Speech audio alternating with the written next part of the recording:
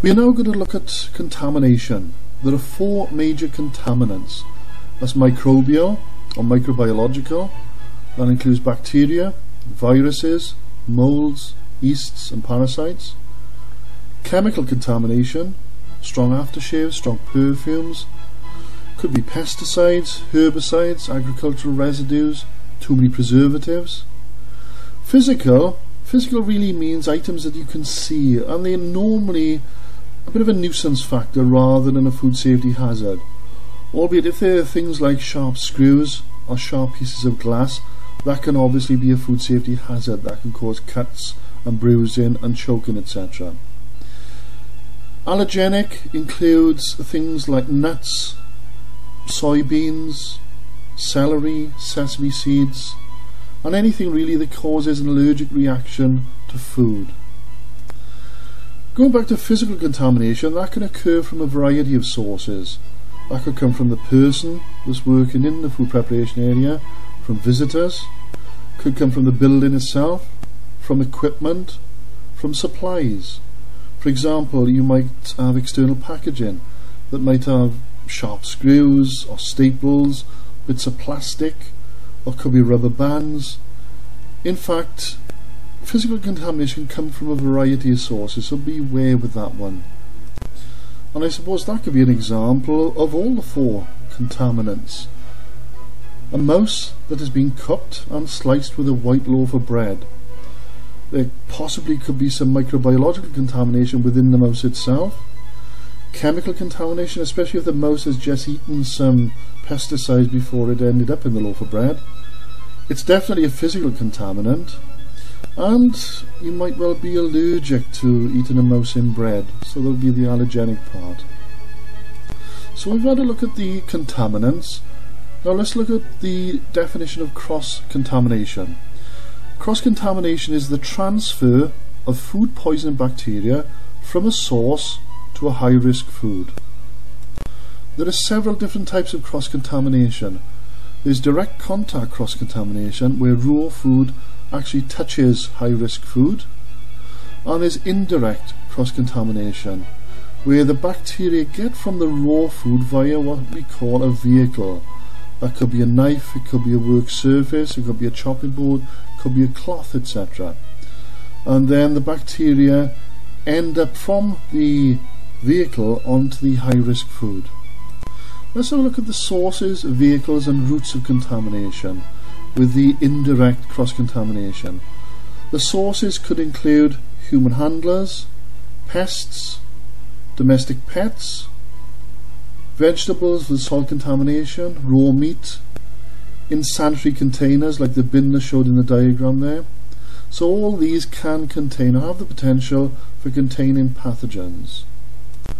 The vehicles could include cloths, knives, preparation boards, food containers, possibly hands. And that could take us then to the high-risk foods. The high protein foods that the bacteria will multiply on. And you've got some examples there. You've got cheeses, quiches, cooked meats, cooked poultry. You've got some shellfish there, eggs, mayonnaise, milk, ice cream. And the last example of cross-contamination is drip, which really is direct cross-contamination. That's when raw meat juices drip onto high-risk food. So it's very important when storing raw materials in the same fridges and chillers as high-risk foods. The raw food should always be on the bottom shelves, the high-risk food on the top. If you do it the other way around, then you will get the scenario that you're looking at the moment. Raw meat juices dripping onto high-risk foods. Here are the 10 most common causes of food poisoning. Number 1. Preparation too far in advance and storage at ambient temperature or in the temperature danger zone, room temperature. Number 2. Inadequate cooling. Number 3. Inadequate reheating. Number 4. Contaminated processed or canned food. Number 5. Undercooking. You must cook to 75. Number 6. Inadequate thawing. Number 7. Cross-contamination. Number 8. Raw food consumed. Number 9. Improper warm holding. And number 10, infected food handlers. Preservation methods remove one or more requirements for bacterial growth. Remember that bacteria require food, moisture, warmth and time. If we can take any one or more of those requirements away, then bacteria won't grow. And this is what preservation does. So let's have a look at the different methods of preservation. High temperature preservation to start off with. Pasteurization. UHT or ultra heat treatment. Sterilization. Sterilization is used in the canning industry, where the food is heated to 121 degrees Celsius for at least 3 minutes. This is called the botulinum cook.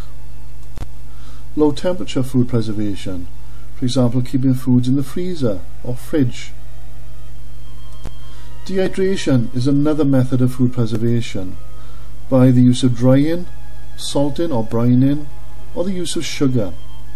Drying could be undertaken in hot ovens, or in hot countries could be done in the sunshine. The use of salt or brine, salt being the dry salt and brine being a solution of salt, that's used, for example, when we cure pork to make bacon. Either dry salt, which gives a dry cure, or the liquid salt, which gives the cheap and nasty bacon, which tends to shrink quite a lot when you try to fry it. That's added to the pork, and that draws moisture out of the pork, and it draws it out by a method called osmosis. The use of sugar on food products has a similar effect to salt, but you must use 6 times as much sugar as salt to achieve the same effect. And we use that in preserves. We can use a combination of things like salt and sugar in different foods such as chutneys, pickles and sauces. These are classed as natural preservatives rather than chemical preservatives such as nitrates and nitrites. Pickling is a food preservation process. That's when we use a high acid liquid. Now that could be vinegar or acetic acid or even lemon juice. Acid has a low pH and that will kill bacteria, and certainly bacteria won't grow in a low pH high acid environment. So pickles, chutneys, etc. Another good method of natural food preservation. And the last slide on food preservation, vacuum packing is a method of food preservation where we take out all the oxygen or air from food packaging. Controlled atmospheres, where we use different concentrations of different gases like nitrogen and carbon dioxide. Smoking, using hardwood chips or sawdust such as oak, applewood or beech. Smoking, apart from giving flavour to a food product, actually imparts certain chemicals such as esters, alcohols and aldehydes, and these act as the preservatives. And lastly, we do still use chemical preservatives in food such as salamis and meats and sausages, etc. And these are called nitrates and nitrites.